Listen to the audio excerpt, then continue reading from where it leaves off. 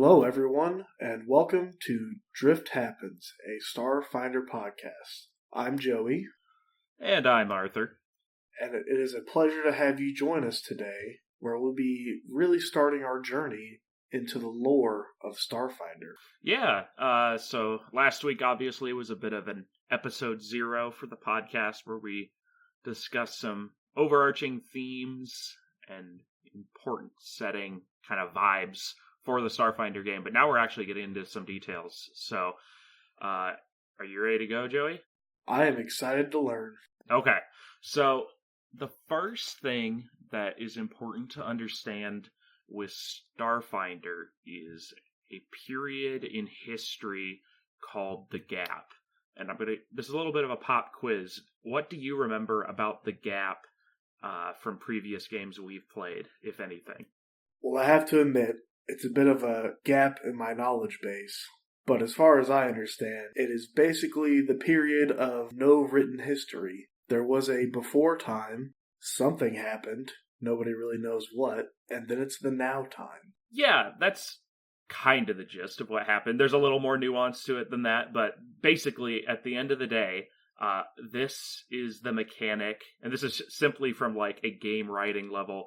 This is the mechanic that Paizo used to explain how we find ourselves in the Starfinder setting from the Pathfinder setting, if that makes sense. They've essentially made it so, okay, we don't have to pull 2,000 years of history out of our asses. We can be like, oh, nothing happened. So in universe, what the gap is exactly 325 years ago, every society just kind of experienced a collective forgetfulness, and they just kind of became aware, and they're like, all right, I'm dressed in a bus driver uniform, and I'm on a space station, and I don't know what I'm doing here. I'm sure soldiers, if you've ever seen the meme of that Russian soldier with the metal helmet, they probably found themselves on battlefields. The one where it's like, I know nothing, all I know is I must kill. But essentially, all these people come into kind of their own existence and sentience, and there is no recollection of what their relationships were before. They don't really understand the basis of their societies. And there is some history that stretches through the gap. It's not like it's just a blank slate, but it's super unorganized and really hard to piece stuff together. So you can find artifacts and stuff from that period, but not in a coherent sense. So for example, I talked about, okay, we've got a bus driver. He's going to find on his phone some texts from family members. He's going to find maybe some previous work schedules and stuff. So it isn't like there's absolutely no context, because in that scenario, every single society would have just descended into complete anarchy, panic, chaos. Now, some societies did do that and did crumble, but the majority, after a few years of holy shit, what's going on, were able to get stuff sorted out, figure out kind of the lay of the land. There wasn't a huge loss of culture, so most individual alien species still have like a cultural identity that seems to predate this kind of gap period. So like elves still act a certain way. So while cultural stuff was transferred, there were some events that clearly happened in the gap that are just not explainable. So, for example, humanity and a few other traditional races endemic to the Pathfinder universe resided on a planet called Galarian. At the end of the gap, Galarian is gone. There's no wreckage, there's no clear understanding of where it went. There is just no planet where there used to be a planet.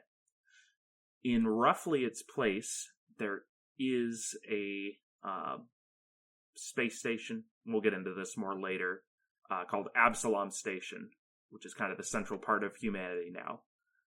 But like many things that happened during the gap, no one really has any idea what caused the gap. No one has any idea what caused the vanishing of Galarian.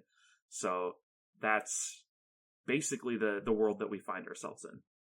So I mean, I guess, do you have any questions at this point about the gap or kind of any of the stuff going around with it? We're not doing a super deep dive into it today. It's more just, obviously, that's an important part of the setting. Yeah, so you mentioned that the bus driver kind of regained consciousness on the bus. Hopefully it wasn't still running. I'm sure that there may have been a few instances where the airplane driver regained consciousness a little bit too late. Yeah. In that sense, you're saying that they see old work schedules on their cell phone and stuff. Did they still know what a cell phone was, or what was that kind of technological gap?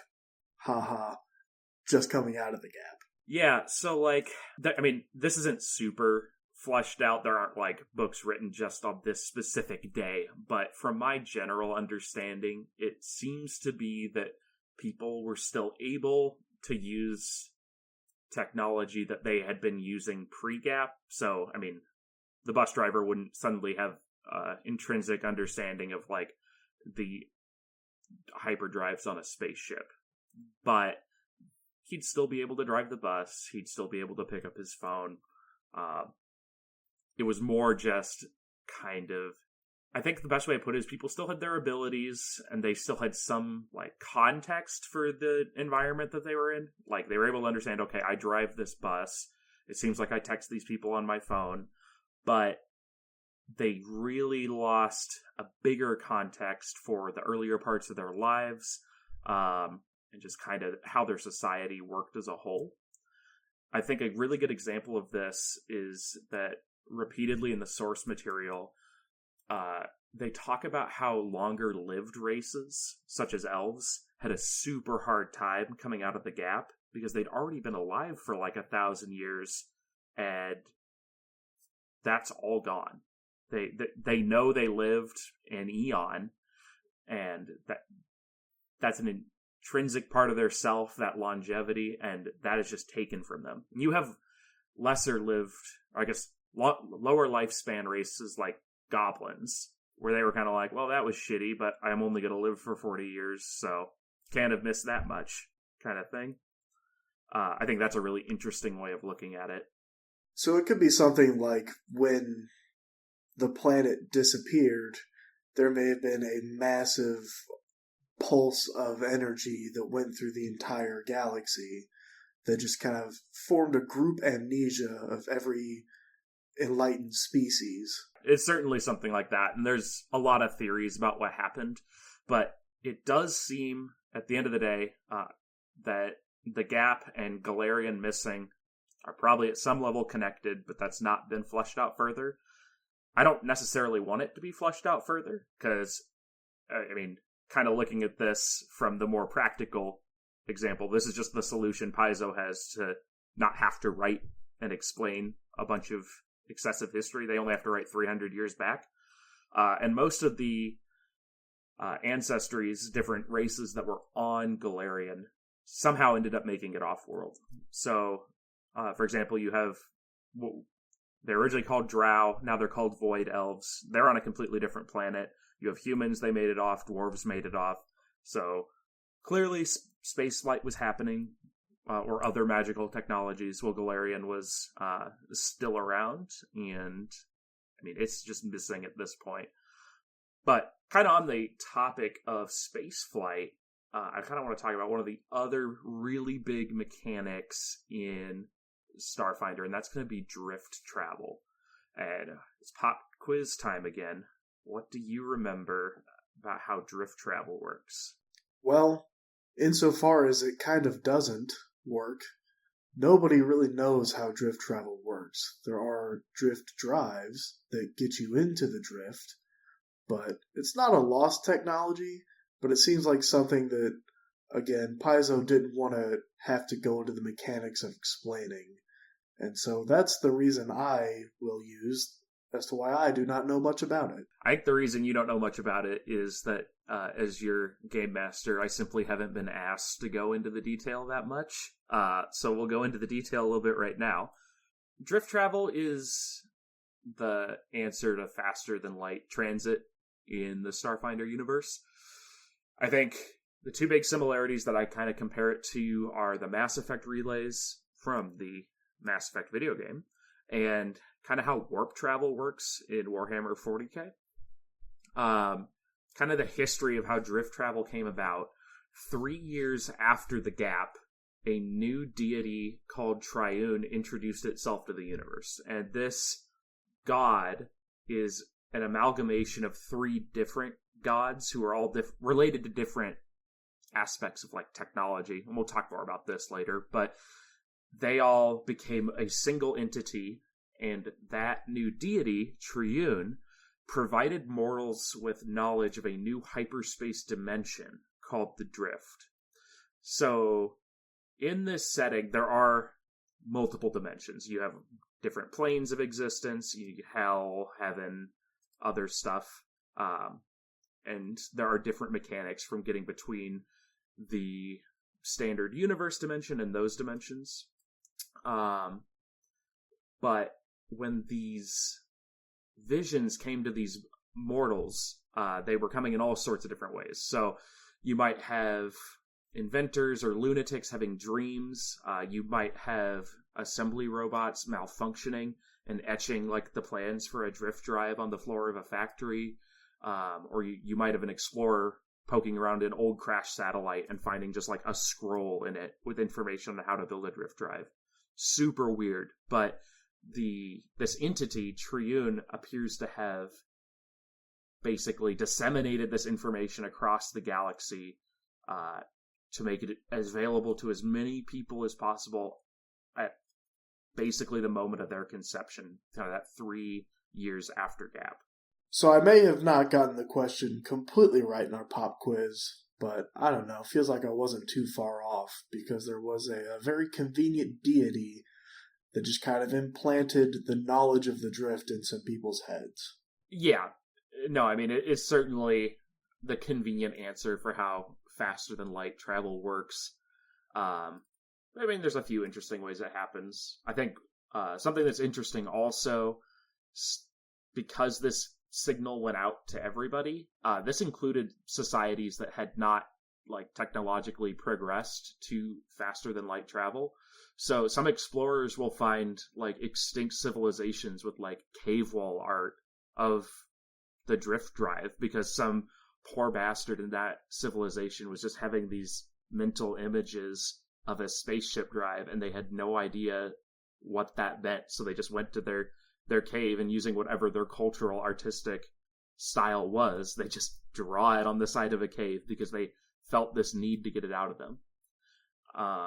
So the understanding of the drift and how to make these drift engines was instilled directly from this god Triune. So how a drift engine is used is it essentially uses magic. It's not an entirely technological item, and it uses its energy to pierce a tiny part of the kind of the plane of the standard universe and open a path into this new plane called the Drift.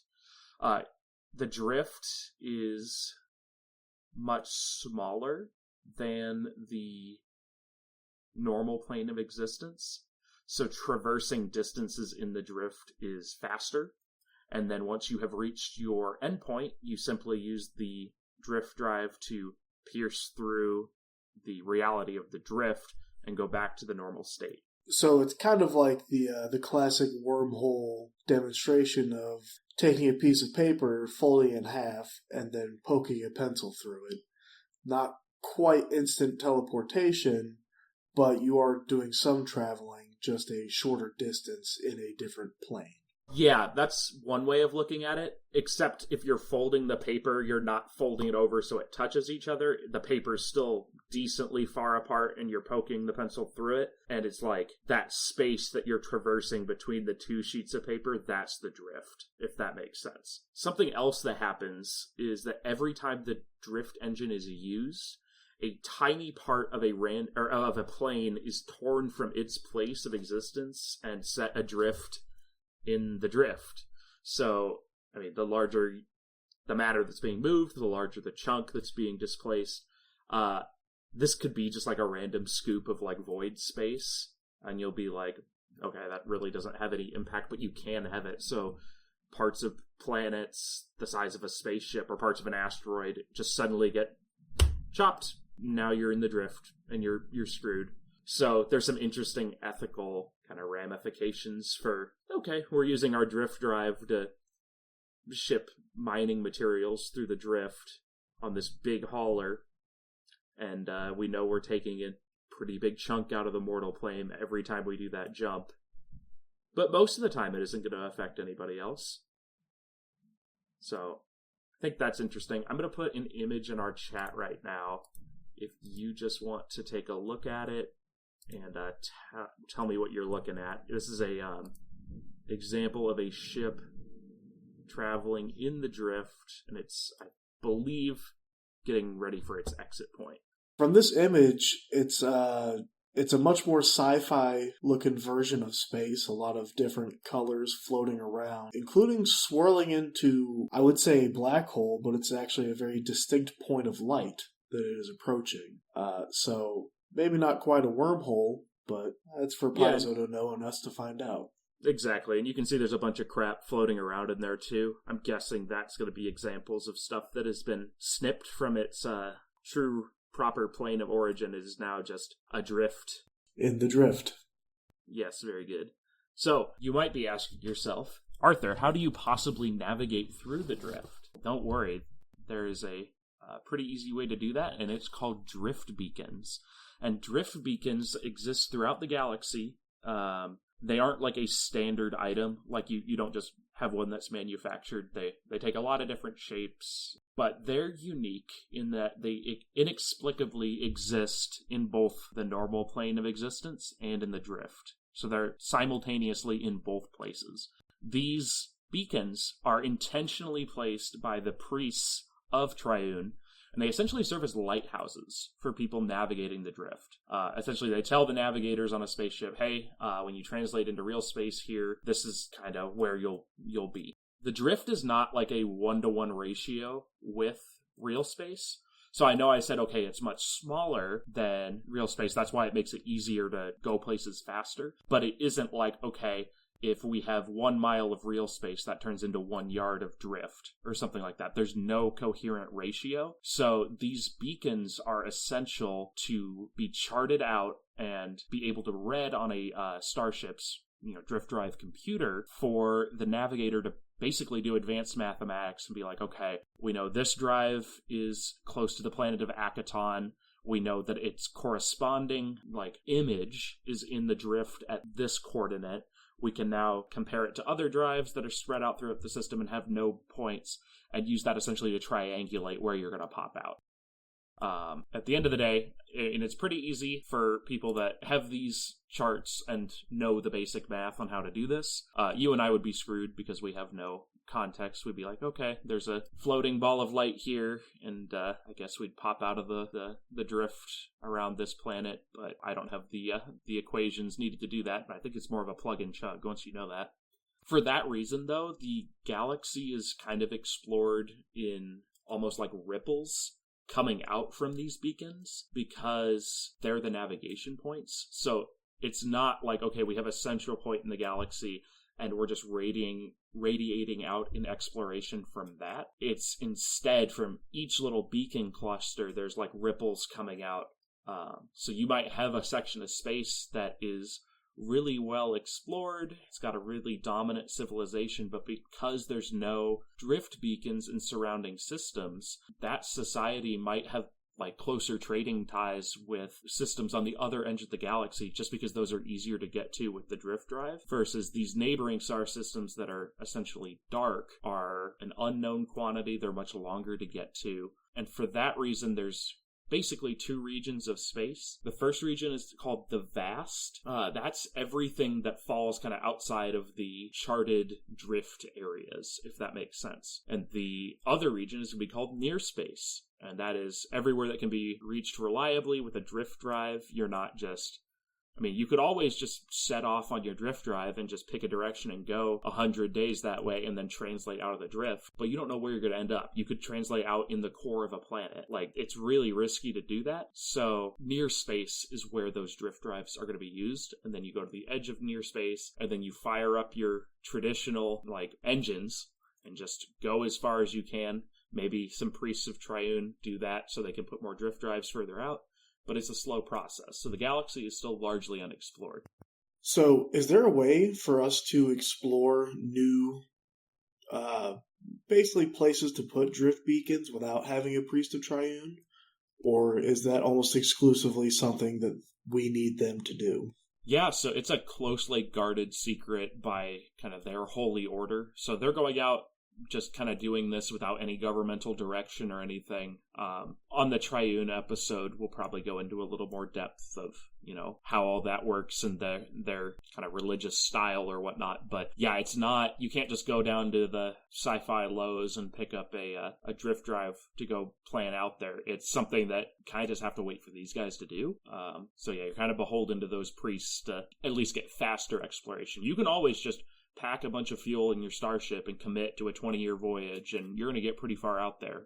And then it would probably be a little bit easier to navigate back using the drift from any point because those beacons are still present. So you don't really need the context of where you are. You just need the context of where you're going. So the return journey would be a little faster, if that makes sense. Yeah, that does make sense. So in the drift, how common is it, or is it even possible, to come across other spacefarers inside of the drift realm? Yeah, so I mean, there are definitely, other people using it. It's not like when you go into the drift, that is like your copy of the drift to travel through. The drift is a singular plane, so much like regular space, where you might run into other ships traveling around, you might also run into other ships traversing the drift. The drift also has unique, residents, or extraplanar beings that live there. Or, I mean, you might have examples of stuff that can survive in the void, and their little bit of reality got that chunk taken off when a ship translated. So you might have, like a devil or something in his little court who are just floating around on a rock that sheared off at the edge, just pissed in the middle of the drift. There's definitely a lot of room for interaction and danger just within the drift itself. And obviously there's the void beings, but is piracy ever an issue in the drift? Yeah, I don't actually know if it's any more prevalent in the drift than regular space.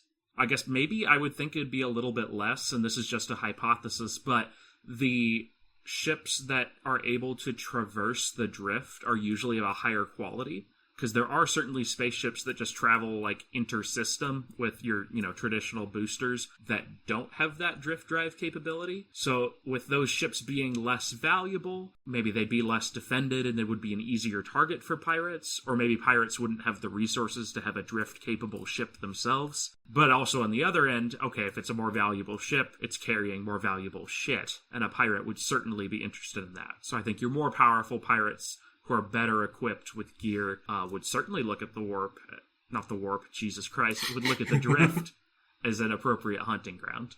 Okay, so there's a lot of really cool stuff that you can do with just being in the drift itself, whether that's random encounters with astral beings, or, you got some really well-equipped pirates that somehow got wind of your traversal. Yeah, it absolutely doesn't have to be like a 3-week cutscene where you're just, in that travel montage going through the drift from point A to point B. There can certainly be stuff that's happening along the way, or maybe you need to specifically go into the drift to do something versus using it as a highway. Like maybe a science experiment for an escorted scientist or a ship, or even just an escort mission carrying some very high-value goods, and they're worried about pirates in the drift. So the last thing I want to talk about with the drift is recently in the Starfinder lore, there was a period of time known as the Drift Crisis. Without going into details, essentially the access to the drift was cut off for about a year. So obviously that created a lot of interesting storylines that they wanted to tell. You're losing your ability to do faster than light travel and cutting planets off from each other. That's obviously going to create problems.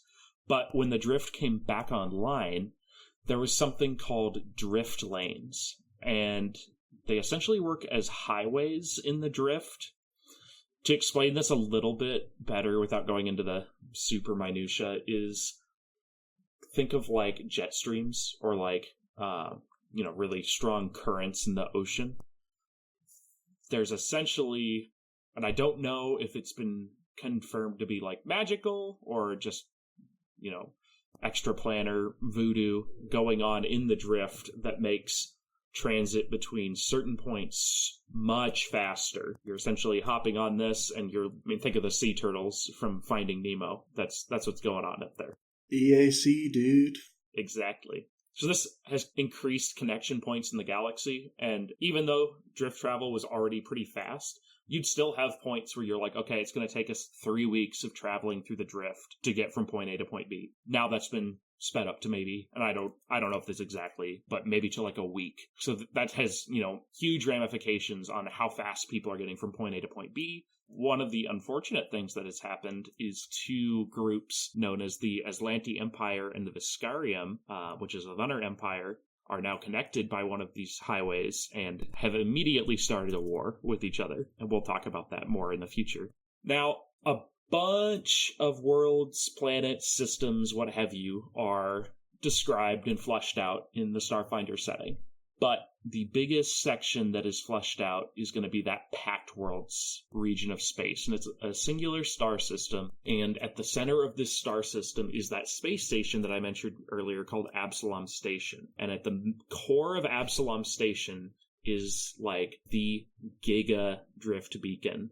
There's a beacon there known as the Starstone, which is the brightest, most attractive beacon in the entire drift. And getting to Absalom Station takes much less time than traveling anywhere else in the drift. It's a really weird phenomena, but if a journey of that distance would normally take 6 weeks, translating back to Absalom Station might only take 6 days. So it's quite bizarre. Now, without explaining further, can you think of some other examples of space stations at the center of the transit system for a sci-fi setting? Well, you have the Citadel and Mass Effect that kind of connects all of the races in that series or setting. Yeah, no, I mean, that's absolutely okay, did we copy homework here situation? It's a little cheeky. I think, you have a space station. This is where the Pact Worlds Council is held. It's now the home of humanity, so there's no Earth anymore.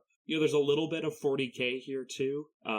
I don't know how much you know about that particular lore, but essentially the Emperor of Humanity has to sit on the Golden Throne and is basically a lighthouse or a beacon for navigators going through the warp. It's a little similar there. But maybe some parallels, maybe just some convenient storytelling. Now, to be fair, in Mass Effect...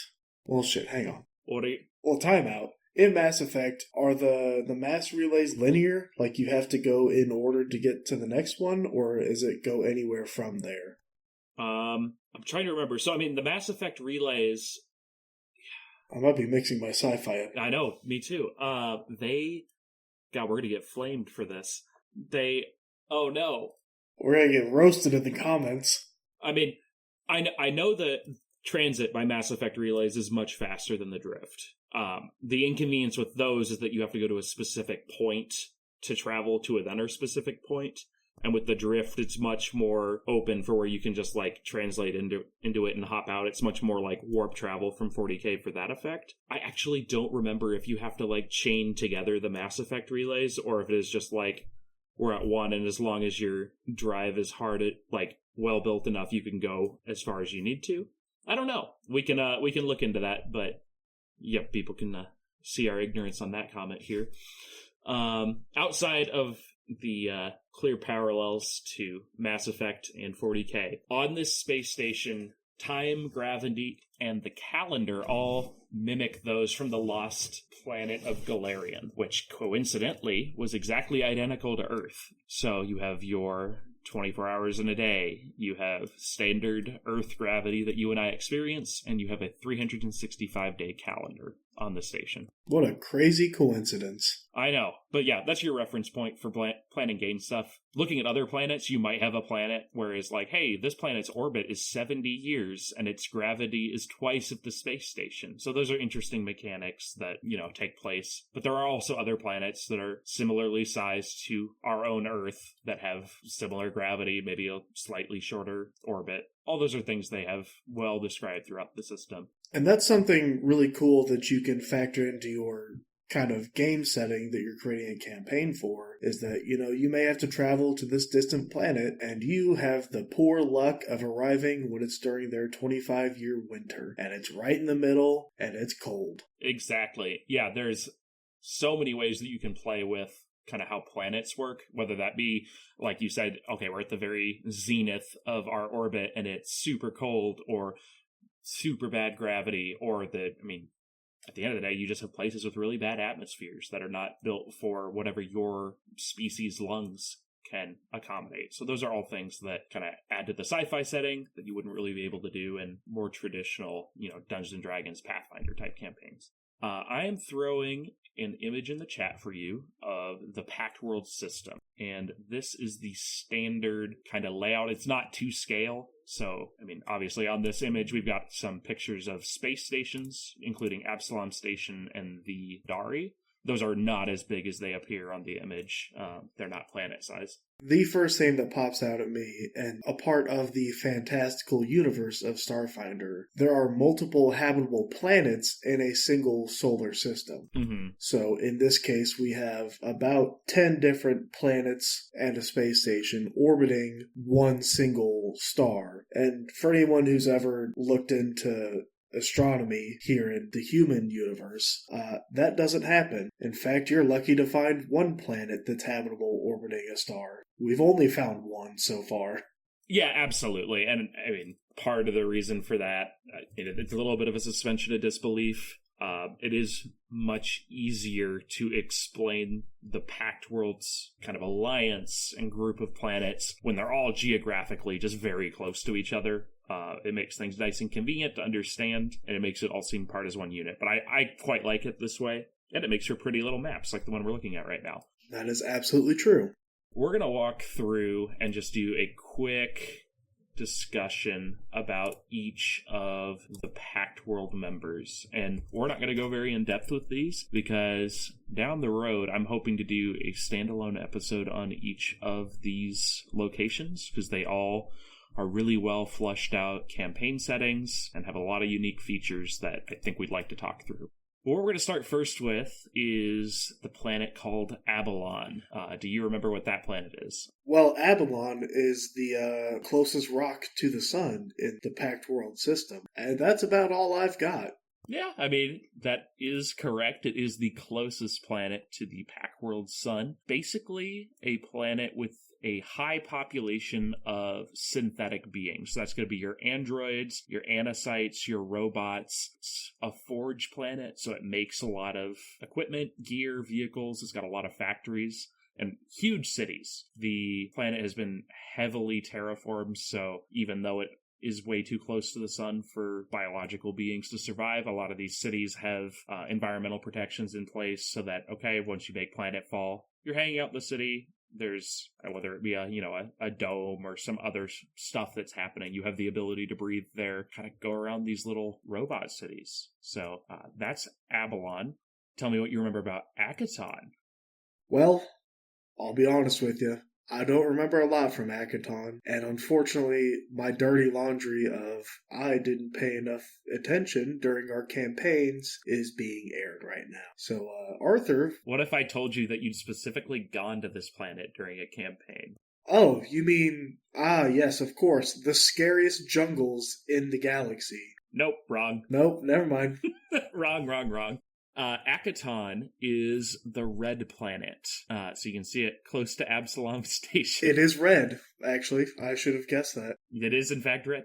It is a desert world, a dying world, passed over by progress. It's got a lot of spaceship-like boneyards on it. Something you may remember is there's a really cool city on it that's built into a canyon, and it lines that gorge going all the way down. Ah, yes. Now I remember Akaton, the first planet from our first Starfinder campaign 6 years ago. That is correct. I don't feel bad for not remembering this planet. That's fair. Akaton is essentially a planet in super dire financial straits. There was a type of starship fuel that was the standard for space travel before the drift was revealed, and Akaton was doing pretty well during that time. But the moment that drift travel came around, that fuel wasn't needed in such big quantities, and their economy nosedived. So it is a planet that doesn't really know what to do to itself and is not doing very well. There's a bit of a parallel with the Middle East having vast oil reserves, and if we ever, for some reason, didn't need oil anymore, didn't need petroleum, their economies will also take a nosedive. Yeah, I wonder if there's any American cities, Detroit, where we've seen similar things happen. It's certainly not a cautionary tale. In Texas, you better watch out. The next one we're going to talk about is a planet called Apostate. And that is, if you look at the map, the one at the very top, it's the second furthest out. It is an interesting planet because we'll go into it more on its episode, but it seems like it's not from this star system. It's got some extensive subterranean, structures and systems that have only been partially explored. And it might have been a world ship that came from out of this system. It might be something that was artificially built there. It's unknown at this point. Whoever was there first is no longer around to tell about it. Right now, the population is those void elves we talked about. It's, in addition to having a lot of subterranean shenanigans going on, this is your giga evil capitalist world this is your anarcho-capitalist, absolutely no regulations, everyone is backstabbing. It's cyberpunk to an extreme. It is the sci-fi version of what we all know as the Dark Elf. When you think of, in the D&D world, the subterranean, every house and every family of Dark Elves is constantly warring with each other. And then within those houses and families, there's all kinds of subterfuge of them fighting each other to kind of get on top, to be the matriarch or patriarch of a family. That is exactly what happens on Apostate. There's a little more going on there. Obviously, the implication that the planet itself is some strange archaeological thing. That's worth exploring too, but we'll get to that more on their episode. The next planet I want to talk about is Bretheda. And if you look on the map, that's going to be the big blue one with a bunch of planets around it. And those aren't planets, those are moons. It's a gas giant, so the planet itself doesn't really have much going on the surface. There are gas extraction companies, which are getting value, your helium, your other sort of stuff from the atmosphere. They've built ways to do that safely, and those planets are numerous and have a bunch of sentient races that live on them as well. And we'll go into those more detail. I don't need to list them all out right now. There's 7 or 8 of them that are of at least note. The Barathu are primary species associated with Bretheda. You might remember them as the kind of floating jellyfish guys. Very similar to the Hanar of the Mass Effect universe. Just a little pause here. If anybody at home would like to see what we're talking about and are not actively driving a car, do not do this while driving. You can Google the Pact Worlds system Starfinder, and this image should be probably the very first one that comes up if you want an idea of what we're looking at. It will also be thrown on our Instagram, and hopefully we'll be able to put it in the show notes. So if you want to look up a reference image yourself, that should be able to be accomplished. So we'll see if we can figure that out for you. Next thing I'm going to talk about is an area known as the Burning Archipelago. Joey, where do you think that might be? That sounds like it's in the Bermuda Triangle. But if it's not in the Bermuda Triangle, I would say it's probably very close to the star of this system. Yeah. It's a series of basically magically protected bubble cities that exist within the heat of the sun. So far closer than even Avalon. They're amongst the kind of outer solar flares heat of that star. And they are kind of just suspended there, vibing. And I don't have the exact year that they were discovered, but they were kind of there for a while without anyone in the Pact Worlds even knowing they were there, with people just going about their days in these weird little bubble cities. There's obviously a lot of magical influence here. There's also lots of extraplanar influence. You've got a lot of, fire-inspired entities from other planes who are coming in and out of here. You've got your mystical creatures like your Ifrit, things like that. Also, a great place to get a tan, I would assume. Or a terrible place. Yeah, I would also imagine that you'd want to have your starship pretty well upgraded before you try to land here, because your standard spaceship will be molten slag by the time you get to where a lot of these are at. It does make you wonder, because step one would have been somebody looking through a telescope to see that. And then something would have happened, and their step two was, okay, I want to fly there now. Yeah, I think we'll be able to go into a little of that on our Burning Archipelago episode. But for next planet we're going to talk about, that's going to be Castrovel. I know you know about this one, so tell me what you remember about Castrovel. Now, this is the one with the very, very scary jungles. It is a much more warm and humid climate than most of the planets in the system. And the wildlife there has gone wild. This is where you can really mix in some of the fantasy elements by just having to go against some scary shit in the jungle. If you think of Predator, the movies, I think the Predator would have issues on this planet, because we certainly did. Yeah, you guys had a nice little walk in the jungle. So Castrovel isn't just jungle. That's one huge area that we have explored, and that's because Castrovel is essentially 4 major continents, 3 of which belong to indigenous sentient species, and the 4th of which is named Ukalam, which is more of a just set-aside nature preserve. But yeah, absolutely, even in the more civilized, urbanized, built-up continents, there's still a huge emphasis put on natural life, coexisting with the environment.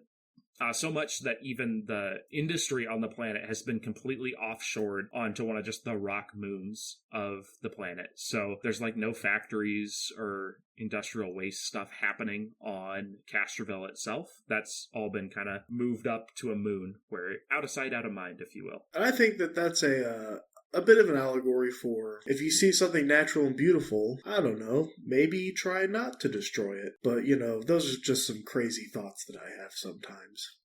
We do take the hottest takes on this show, I think. All right, the diaspora. I don't think we've talked about this before, so I won't quiz you on this one. But the diaspora is that huge asteroid belt that you're looking at. And without going into too much detail, that asteroid belt actually used to be 2 sister planets that were intentionally destroyed a long time ago. So those asteroids still have basically this magic current running through them. And at one point, that current even brought water from asteroid to asteroid. Now it's just more of a jet stream. But there are plenty of little settlements scattered throughout these asteroids, from, big proper cities to little mining towns. This is also where you have your pirate havens. There are millions of asteroids, so it's the perfect hiding place for a couple pirate crews. There's also the, remember your Pirates of the Caribbean, your Tortuga-esque port is mixed in amongst these asteroids. Now, if I were to put on my tinfoil space hat, maybe I would think that Aposte is no moon. Where there was not formerly an asteroid belt, maybe this constructed planet was in fact a superweapon. Well, I'm not going to say you're wrong with that, but I will say that the destruction of these 2 planets is actually attributable to our next planet on the list, which is called Eox. Do you remember what Eox is? Well, that's no moon, I can tell you that much. That's correct, it is a planet. Eox used to be a uninhabitable world, and it was inhabited by a kind of standard humanoid race, and they were super warmongery, and they decided they didn't like the 2 planets who make up the diaspora, so they launched an all-out planet-destroying assault on those 2 planets, in the process scorching their own atmosphere with nuclear fallout, hellfire, burning the oxygen, and turning their planet into a hellhole. So after everything was razed in Eox, the few survivors basically went full necromancer and raised their population. At this point, Eox is a full member of the Pact World, and it is a place with sentient undead everywhere. So this is where you have your ghouls, who you would just have a normal conversation with. your vampire lord who's just, the manager at the fast food joint.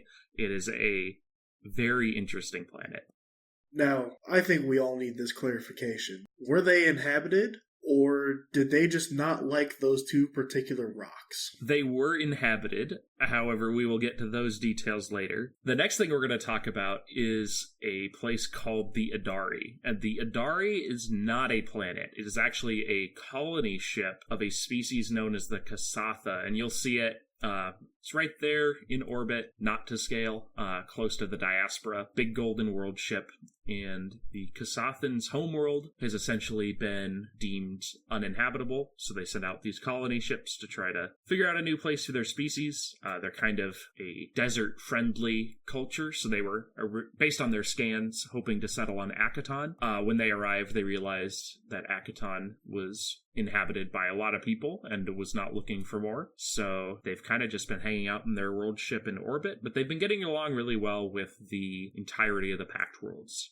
I think that they came up with a pretty good idea of moving to orbit.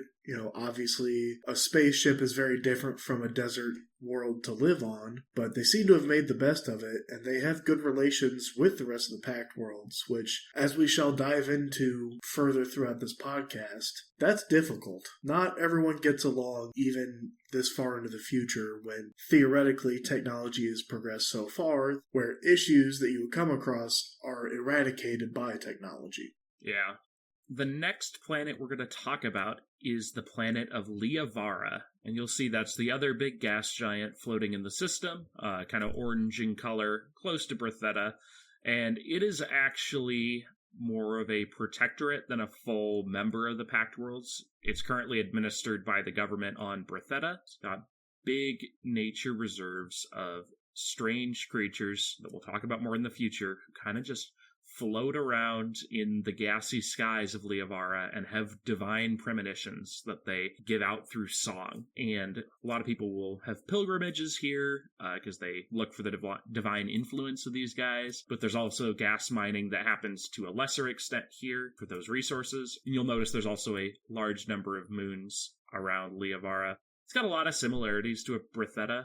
The moons are a little more diverse, so I think it's just once we get to that point, we can dive into those a little further and talk about the unique stuff that's going on there. And a really cool thing about this entire setting is that they have so many different kind of ecosystems around just one planet in the system. So what would normally be weeks of travel in the drift to get there is actually just an orbital hop, skip, and jump from one to another.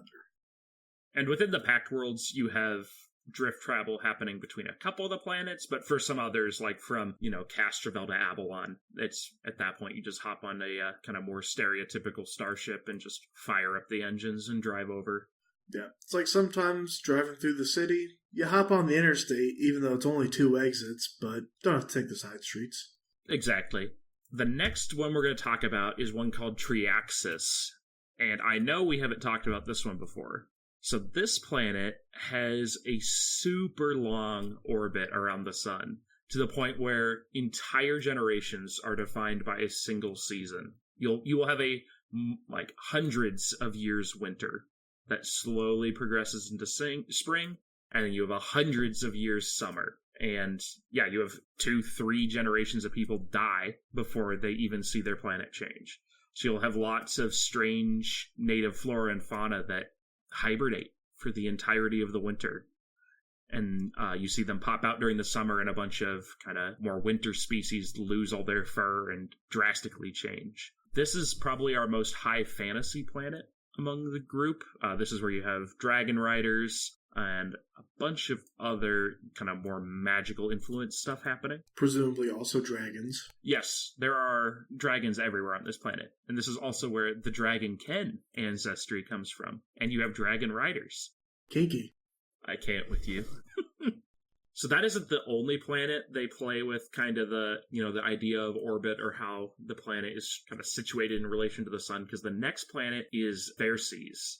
And I know we went here once, but just to remind you, this planet is a tidally locked planet that has one side called Fulbright that is always getting all of the sun all the time, and the other side is completely dark, cold, lifeless, terrible. And kind of in that twilight ring around the planet it's called the Ring of Nations, is a full spanning group of various little countries. I think it's 27 different nation states build up this ring that go around this twilight zone where it is not quite hot enough to, be having major troubles, but it's not quite dark and cold enough to also have other troubles. So it's a really unique way that they present that.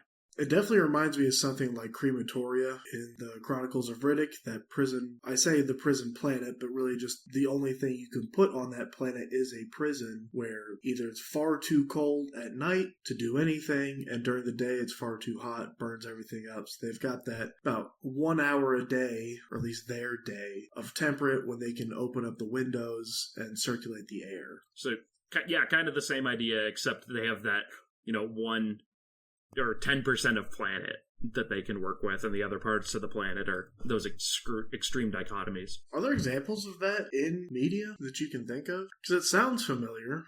Yeah, I mean, I think it's an idea that we might have heard just from, astronomy theory more than anything. I don't think it's something that we've ever seen, at least on this scale, fleshed out. So it's a pretty unique. I might be missing something. It does sound like a familiar idea, but to have an entire planet where only a tiny fraction is really habitable, and then basically big wasteland on either side, I think makes for some really unique setting and storytelling capabilities. Kind of beyond that, just the culture of the indigenous people on Verces is super fascinating, and I'm very excited to talk about that episode and a lot of the cultural and societal stuff. It's also a very high tech planet, so it's more than just, it's in this tidally locked position. There's lots of stuff going on there.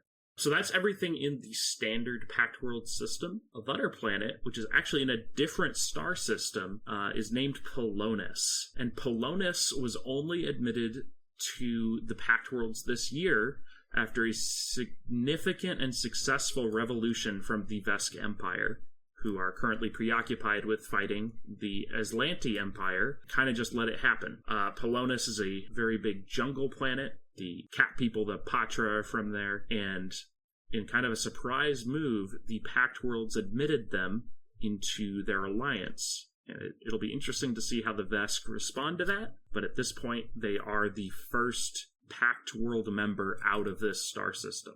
And going off of that, the Pact World system is by no means the entirety of the Starfinder universe. As we mentioned, the Vesk, they took over their entire star system when they discovered spaceflight, and they just went from planet to planet, basically conquer their entire system. And then once the drift travel became a thing, that's when they actually waged a war with the Pact Worlds. But that's a whole can of worms that we're not going to open right now. We will open it later. We'll definitely go into that. So, for the Pact Worlds, kind of a very simplified timeline just to help you understand kind of where to put things in context after the gap. In 7 years after the gap, the undead fleets from Eox attacked Absalom Station. And those fleets were repelled, but that was a big aggression in the system. Obviously, there'd been issues between other planets. Eox had obviously caused other issues to other planets that we'll get into more later, but that was really the big first aggression in the system where it was like, okay, if we're all not going to get along, this is going to be kind of a rough existence. By 36 years after the gap, there's something called the Battle of Eledra, and that took place on Triaxis. That is when the Veskarium showed up and tried to invade Triaxis. And they were repelled by a coalition force from multiple different Pact Worlds who kind of banded together to kick out the invaders. This was a bit of an informal coalition, but it was formally signed as the Absalom Pact on Absalom Station in 41 AG. Over the next couple hundred years, it's kind of a status quo situation where the Veskarium and Pact Worlds kept being at war with each other.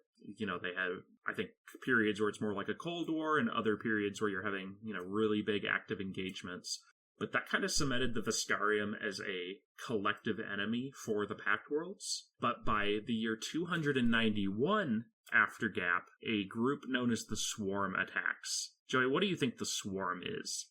locusts, Yes. bugs, Yeah. coming to destroy everything in their path. Yeah. You know what? You are 100% correct. The swarm is your Tyranid invasion, your Starship Troopers moment, where you just have this mindless, seemingly hive mind coming to strip every planet of everything and move on to the next.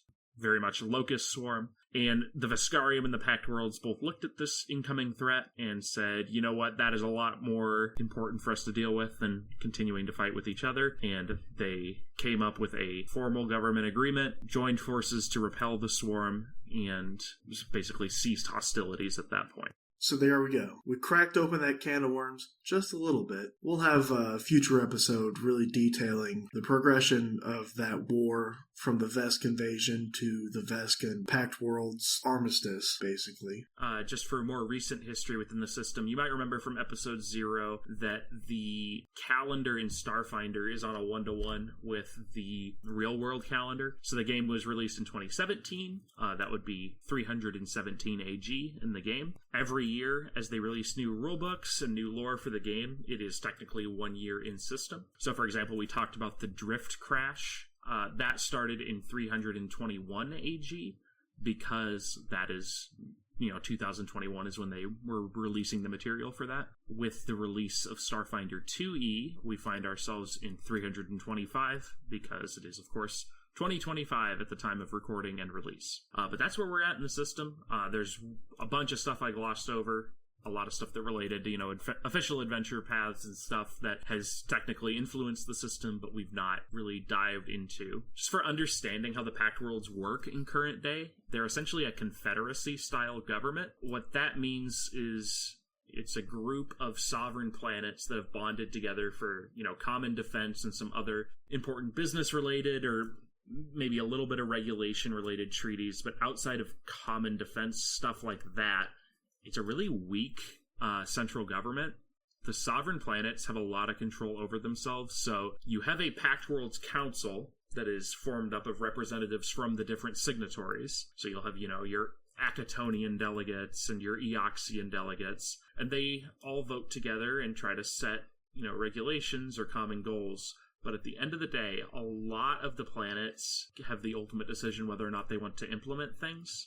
One example of this is on Abalon. Synthetic beings, such as anacytes, robots, whatnot, they have a much higher degree of, we might call it equality, there's probably a better term for it, but essentially recognition as full beings than some of the other planets, which view, like a baseline robot, your Roomba, as a tool versus a being. But on Abalon, you might have a court trial if you intentionally shoot your Roomba. So that's an example of stuff not being standardized across the system.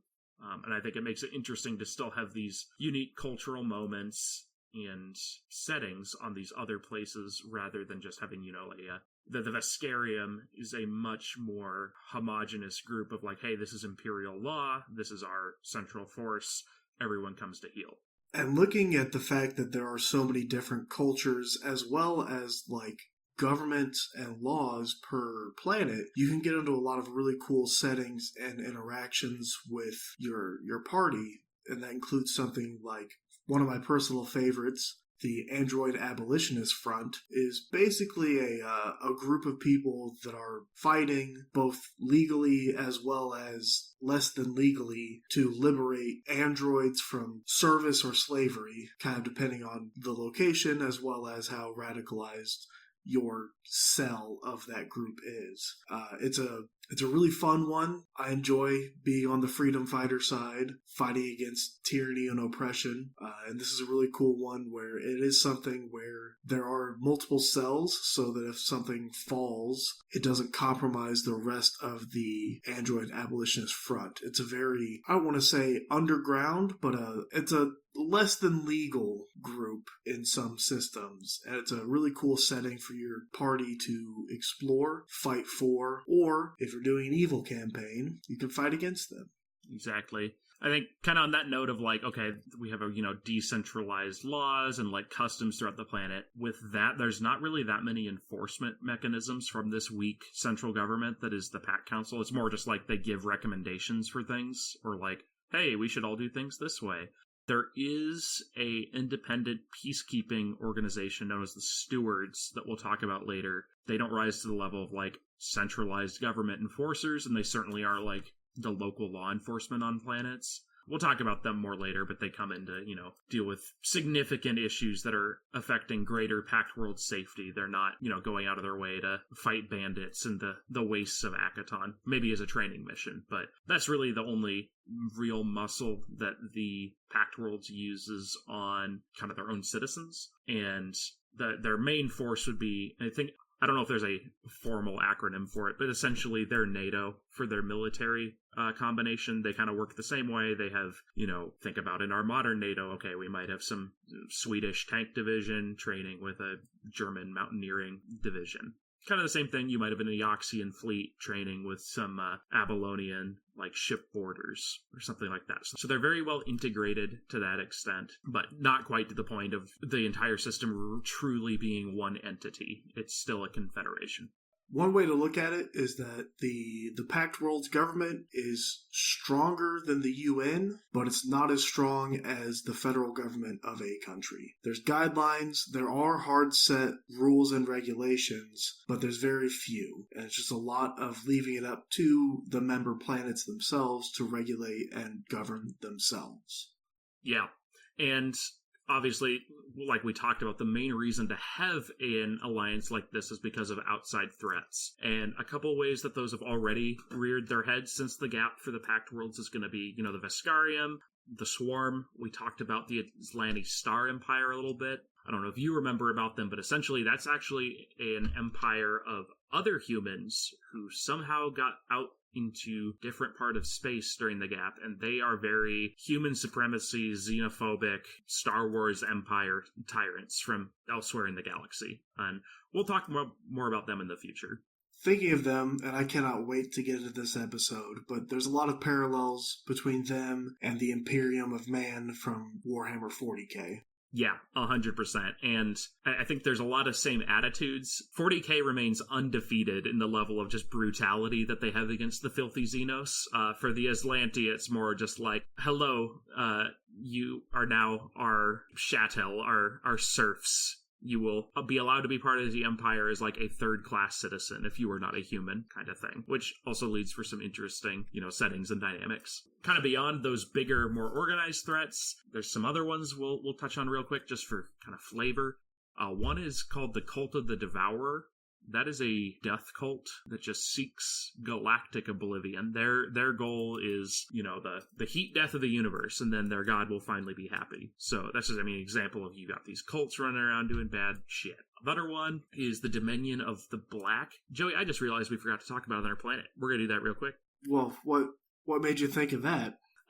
Because this Dominion of the Black has some ties to the planet of Octurne, which we're going to talk about real quick. Octurne, you may have noticed, is the furthest out planet in the Pact World system. Easily forgotten. Yes. And when we do the episode on it, you will realize why I easily forgot about it. But without going into too many spoilers, the planet of Octurne is a severely underpopulated world. It's really a mysterious composition. Some people have posited, okay, is this an egg of some sort?